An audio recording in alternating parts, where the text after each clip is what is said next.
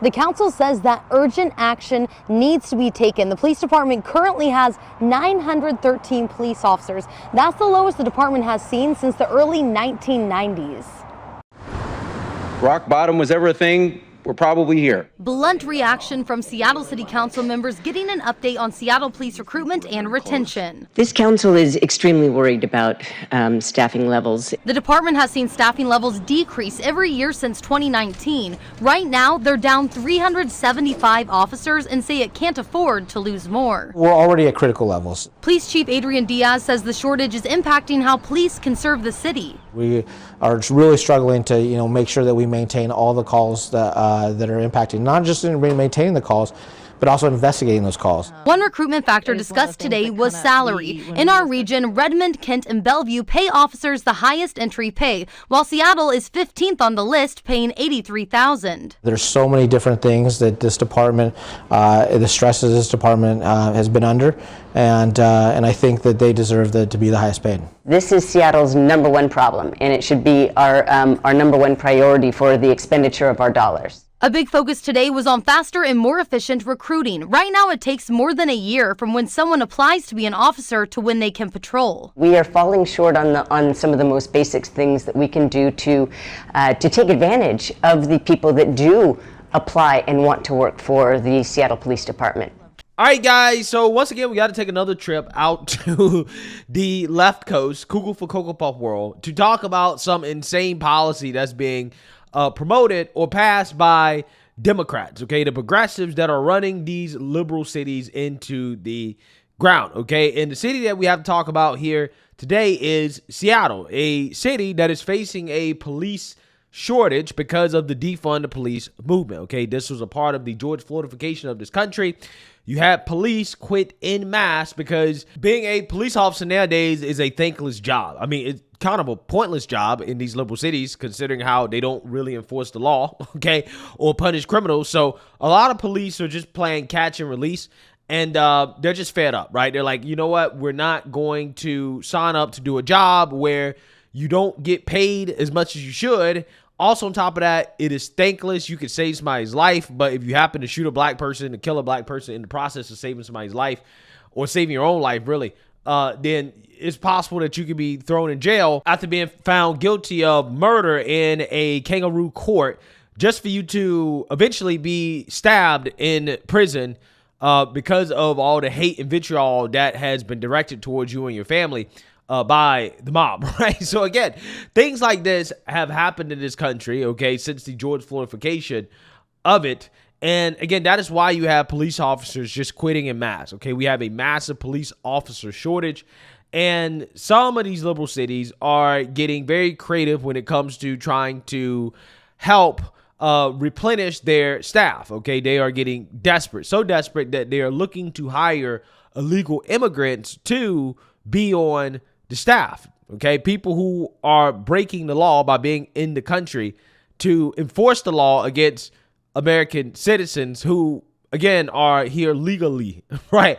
That is how desperate some of these liberal cities have gotten. So at this point, we're living in a country where in some cities, the police response time is so poor and they don't enforce the laws, like there's no reason to really even have police, right? It's just pointless. And they're hiring people to be police officers that are literally breaking the law to enforce the law. I mean, at that point, it's probably best for people to put resources into protecting themselves rather than relying on the police. And that is why the sponsor of this video is Vanish Holsters. Guys, we got to talk about the Vanish holster, which is not your average range day holster, which is why it is my favorite holster, because it is designed to eliminate all of those excuses that are holding you back from carrying daily. Comfortable and discreet, you'll forget you're even wearing it. This holster fits 99% of semi-auto handguns, offers versatile carrying positions, and conceals 2 fully loaded magazines. Plus, it comes with an unconditional money-back guarantee. It is the most comfortable holster that you will ever wear. The belt is adjustable, is lightweight, only 6 ounces, ambidextrous, and has 2 size options, ensuring a perfect fit for everybody. Guys, I know you won't believe it, but it gets even better, okay? Because for a limited time only, Vanish is giving away a free shadow gun magnet when you purchase the Vanish holster. Now, the thing I love about this gun magnet is that it fits 99% of modern hand guns, which will certainly help you get into the fight quickly, no matter where you are.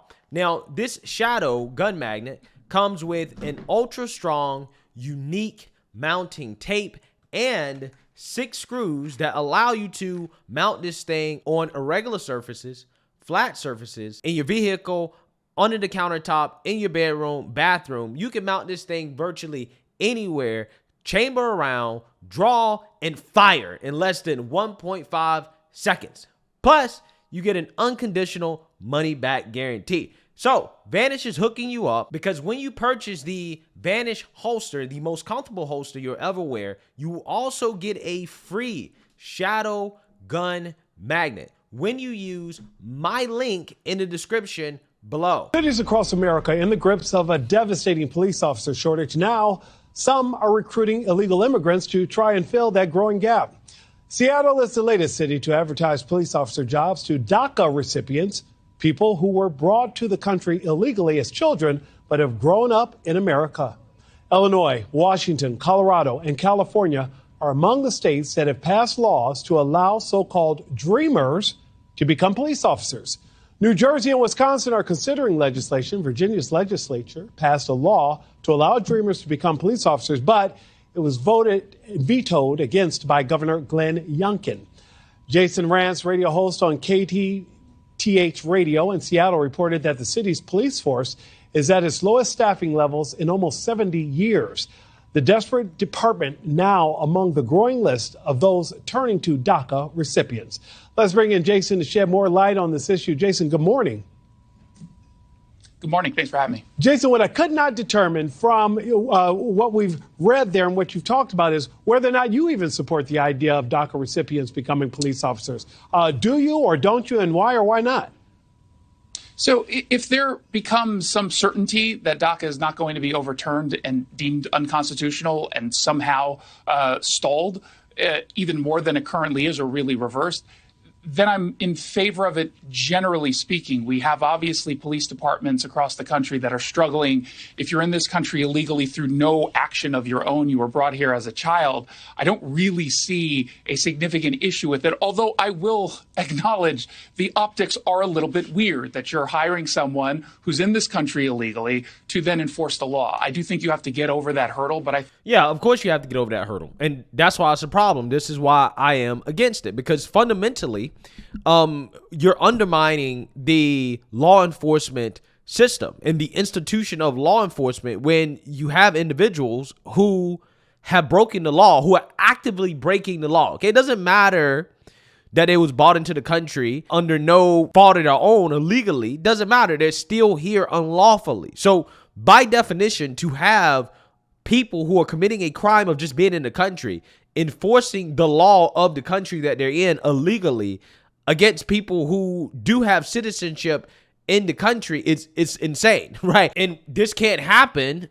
because it undermines the credibility of the criminal justice system, right? I mean, that is just the reality. So again, the question is, well, what do you do about these individuals? Well, if you're not thinking with your emotions, you don't treat them much differently than you would treat anybody else that is in the country illegally, which is they are subject to deportation. Now, the reason why these special group of illegals are treated the way they're treated is because Obama, I think back in 2012, because Democrats couldn't pass the Dreamers Act, which was essentially legislation to allow a pathway to citizenship to make them citizens.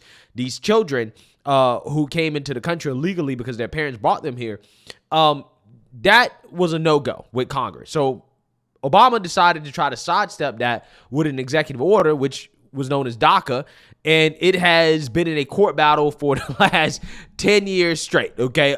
It still has not been resolved in regards to the constitutionality of it. I mean, multiple jurisdictions, courts have found that, yes, it's not constitutional. But again, you know how this goes, okay? Trump tried to roll it back, and it gets challenged, and you kind of got to go through the process, but nobody really wants to come out and to give a solid ruling because ultimately, a lot of people are thinking emotionally about this. Nobody wants to be the person to say, hey, we're sending these people who came here as kids, we're sending them back to their home country.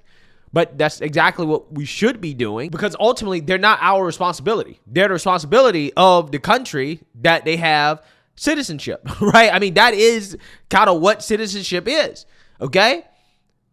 So there's no need to feel bad about it, because it's not our moral obligation to take care of them. It is the moral obligation of the country that they came from to take care of them. And what we currently have happening right now is a limbo, because again, people are afraid to actually do what we should do, which is to enforce our laws, where they're just kind of here. And, you know, in some aspects, okay, they can get a job, they can work, okay, they can be productive citizens, but you know, they just don't have citizenship. So they're just kind of here in this gray status. So again, this is why a lot of people want to just go ahead and make them citizens, but you can't do that either, right? The reason why you can't do that either is because if you do that, you're essentially rewarding bad behavior. The problem with what's happening at the border right now, one of the main issues is that there are too many incentives to try to come into the United States of America, especially when you talk about coming here and bringing children, which leads to people using children in order to take advantage of the system and to increase their chances of being able to stay. We have to get rid of those incentives, okay? And what Democrats want to do with the Dreamers Act would be to incentivize more illegal immigrants to come here with their kids and to drop their kids off and say, well, if I get deported, fine. My kid's not going to get deported and they'll become a citizen. Nah, we can't do that, right? We can't have that. Okay, because again, you're going to be incentivizing more illegal immigration. Okay, what really should happen is that these so-called dreamers should be deported back to their home countries or their countries where they actually have citizenship, and they can be in some special waiting line to get evaluated like everybody else and to come into the country legally, right? Again, I'm not saying just, you know, send them back and, you know, just forget about it. That's not what I'm saying. I'm actually saying send them back, but have them under some special waiting status where, hey, they might get some priority, they might not get priority, but I'm just saying they should be eligible to come back into the country legally if while they're here, they've been on good behavior, they've shown that they've been productive. Yeah, I get that. I understand that. But just because enforcing the law is important, yeah, they have to come back in legally, right? They have to come back in just like everybody else, which means they need to be deported, okay? But you damn sure can't have them being police officers with a legal status. That's definitely not going to work. I think ultimately, if someone's here and they're willing to contribute to our society, they're trying to make us safer, I don't see a huge problem with it. And is that pretty much the same sentiment you're getting from people on your show as well who call in or that you speak with? Well, I mean, conservatives are a little bit mixed on this. Liberals here are very much in favor of this idea and expanding it. The problem is I just fear that these police departments might be setting themselves up for a policy shift. Even when we're talking about this current administration, let's take the courts out completely. You still have the ATF currently saying, and this is as of January of this year, that sure, illegal immigrants or DACA recipients who are officers can carry firearms. And that's obviously a key part of the job.